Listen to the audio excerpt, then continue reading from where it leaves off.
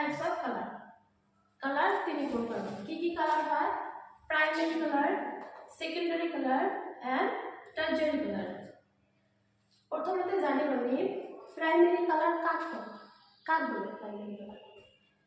primary colour হল red yellow and blue red yellow and blue এই তিনটা হল primary colour বা ফান্ডামেন্টাল কালার বা বেসিক কালার বলে কোয়া হয় এই তিনটা কালার কোনো কালার মিক্স কৰি কোয়া কালাৰ নহয় এই তিনটা কালাৰ আমি কি পা প্ৰকৃতিৰ পৰা কোয়া কালাৰ কোনো কালাৰ মিক্স কৰি না পাও এইবিলাক কালাৰ প্ৰকৃতিৰ পৰা পা সেই কাৰণে ইয়াক ফান্ডামেন্টাল কালার বা বেসিক কালার বুলি কোয়া হয় বা প্রাকৃতিক কালার বুলি কোয়া হয় কি কালার পাও আমি red yellow and blue এই তিনটা কি প্রাইমারি কালার